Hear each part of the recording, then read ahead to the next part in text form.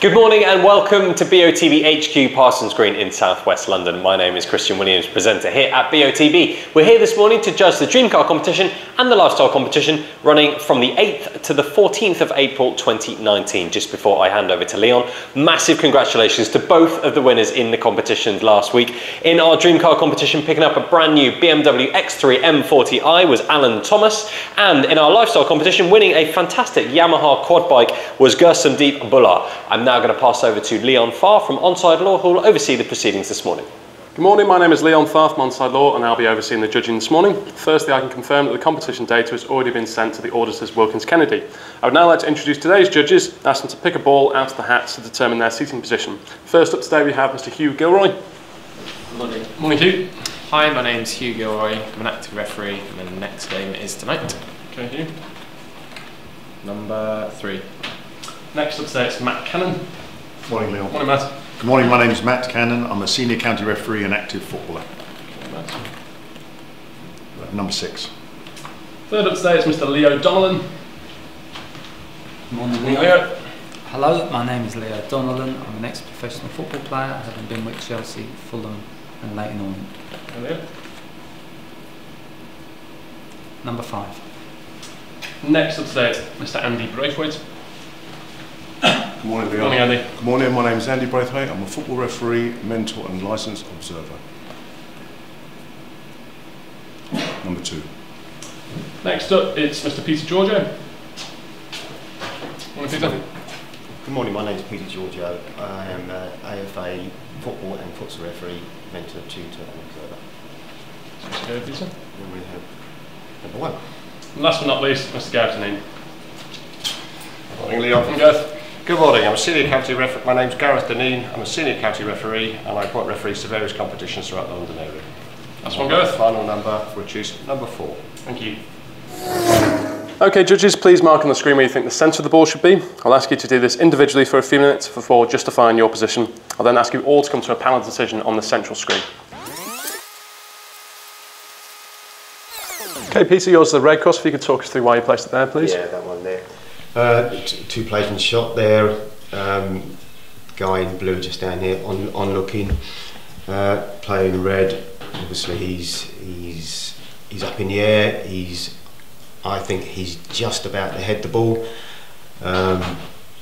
With his, that's why I put it as close as I have. He's straining the neck, and he's there. So that's why I put my cross there and taking a little bit of facial angles across there. That's where I put the centre of the ball just there. Thanks, Peter. And Matt, yours is the green, just a bit further away. If you could talk us through your thinking. Yeah, agree with Peter. This guy's in the air. I actually think he's played the ball. I think his head is forward, his arms are back, and I think he's just played the ball. That's why if I've gone a bit further away, I think this guy's just on looking in that general direction. So I placed the ball in my green crosses. Thanks, Matt. Hugh, yours is the blue cross. Yeah, so 2 players in shot, as my colleagues have said. I felt the player in red had played it already. He was up in the air, braced. I think he'd just played it, so I put it a little distance away from him. Took a little bit from this player in blue's sort of head shape and neck craning back, so I thought it was up just there. Thanks, Hugh. Leo, yours is the orange cross at the top. Yeah, mine's a little bit higher than my colleagues. There's 2 players in shot. The player in red, I believe, has just headed the ball. I think if you look at his body shape, he's just powered through and headed the ball. I also use your forehead, obviously, to head the ball. And I think if you put the ball there, just the size of it, I think he's headed it and he's just heading it away. So that's why I've gone there. Thanks, Leo. Gareth, you could talk us through the white cross over there. Yeah, I'm one of those first on the right. Like my colleagues, I think he's just headed the ball. Leo says, you use your forehead, fine, but if you look at his eye line, I think he's looking horizontally. So I think he's looking at the ball which he's just headed.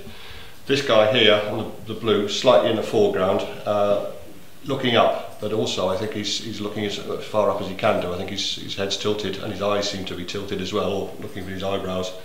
So I've taken that angle, and that's where I put my cross. Thanks, Gareth. And finally, Andy, yours is the purple cross. Thanks, Leon. The reason I placed my cross here is that, again, pretty similar to what Gareth said, I feel that his eye line is looking dead straight. I'm not sure whether he's just hit it or about to hit it. I personally believe he's about to hit it.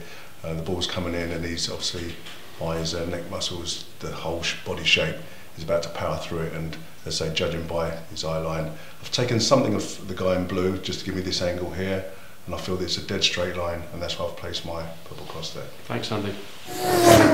Okay, judges, please now come to a panel decision on the central screen. For your reference, the larger white cross is the calculated average of the 6 individual selections. Okay, judges, we've there's a little bit of difference between the cluster here. I think if you look at can we look at his eyes? I think that gives us the. I think he's looking at the ball. yeah, what I might say is that for me, because I'm the highest, Yeah. I just think when you if I put that in there as the ball, because I just think you hit the ball, you're going to sort of use your forehead, you know. Yeah, but he hasn't blinked, so I think he's looking at the ball. You know, he's still looking at the ball. So, if you put the ball over the white cross. Well, it all depends if you think he's already headed it or he's just about to head it. Yeah, I think that Yeah. So it's one of those. I just think the neck muscles are everything coordinated. I think he's headed the ball. Yeah, I think he's headed the ball as well, though. So. Well, I think he's just about to hit it. He's just. It could be either, let's be honest. Yeah. But it's either come from him. But this guy here is looking quite steeply up, which is why I'm furthest to the right. But he's slightly in the foreground as well. So, you know, he's got a... I mean, his view would work for all of those, really, couldn't he? Running bloke. Do you think, looking at his eye line, so if he's headed the ball, do you think he's headed it downwards? I think if he's met it with his forehead, it's going to be going in the direction of his head's pointing, isn't it? That's why I've gone on the low. So that's just my interpretation of it.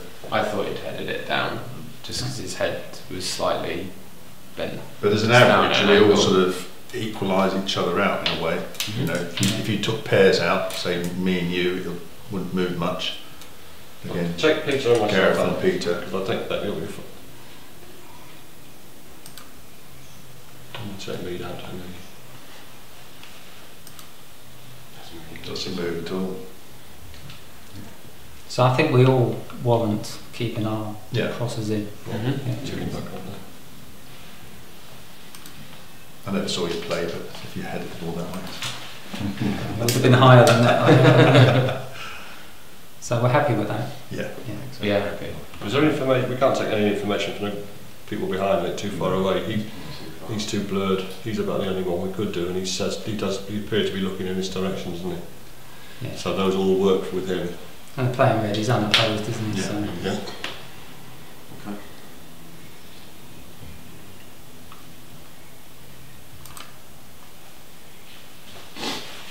Okay, judges, is everybody happy with the coordinates selected there, or do we need more time?